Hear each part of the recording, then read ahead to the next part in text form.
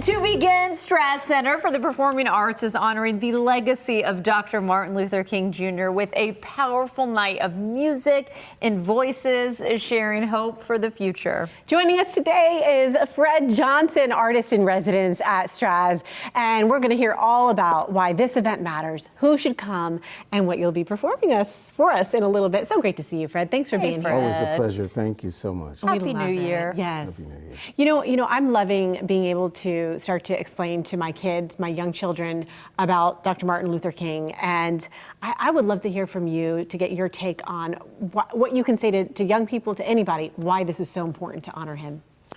I think the most important thing to say is that so often in our lives there are symbols and individuals who have been fully committed to making the world a better place. And Dr. Martin Luther King is an exemplary example of that. It's that oftentimes we don't realize what simple things and what simple commitment that we can make to something that can change people's lives. And Dr. King is a really, really important example of caring about the best of what we can give each other to make the world a better place. You know, so many people feel today should not necessarily be a day off, rather a day of service, a day of remembrance, coming together, community, all of the things that we've already touched on in the show. I'm curious, what is a way, you know, to come out and see this show? I feel like this just, you know, fits into what people can do and how you can make the most of a day like today. Well, that's one of the main reasons why we really talk about it as a commemoration or a remembrance of Dr. King. Interestingly enough, there are a couple of generations that don't fully understand the commitment and the work that Dr. King did. So it gives us an opportunity as an institution to be a point of destination where you can learn about Dr. King, celebrate what we can continue to do. Because every year we recommit ourselves to Dr. King's mission, you know, to what he made the ultimate sacrifice for. So we can educate, we can entertain, and we can inspire. And I think that that's the key. And to remind people that, you know, the accomplishments that were made is the sum total of people who said, yes, we can together. And I think that's what the world needs now anyway. Yeah, you're right. You're right. So we're talking in the perspective of educating on Dr. Martin Luther King, and we're kind of thinking we have that younger audience in mind. What I think of with him, one of the big things is words have power, and no better person than he used his in the highest and best form. Yes. And that's actually a message that a lot of adults need to hear in today's day and age, Words have right? power. Words have power. Yeah, they do. And we need to be conscious of how we speak to each other and no voice greater than Dr. King, right? I mean, you can't listen away from Dr. King's voices. As his legacy, it really lives on. And also I think the concept of faith too.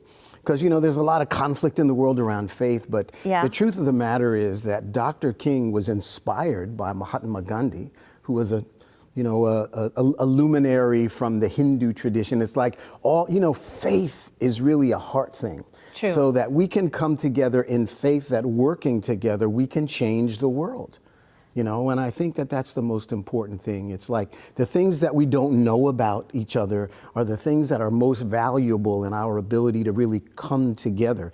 And Dr. King, he was an anchor for that, really giving people an opportunity to take another kind of a look at a group of people who came to this country under oppression, but we were able to rise up and create an opportunity to recognize that all human life is important. And that's what circled people together to support this effort towards civil rights for everyone. Well, you know what? I feel like this has become a tradition of us. I love our conversations, especially on this day. You do, of course, have the show again. I want to make sure and touch on the details before we get a performance that I know you're going to be doing for us.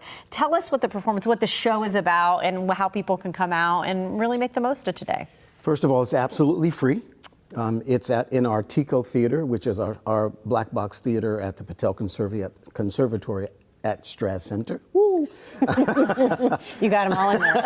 Good job. So it's a beautiful kind of a thread of words from words of wisdom. We have young people that are presenting those words. And actually, this year, 3 of the readers our young readers are my grandchildren. Oh, beautiful. Congratulations. Yeah, That's yeah. going to be so special. Yeah, my granddaughter Mia, my grandson Jason, my grandson Jet. So there's words from the Declaration of Independence, words from Dr. King, and words from the great Dr. Maya Angelou.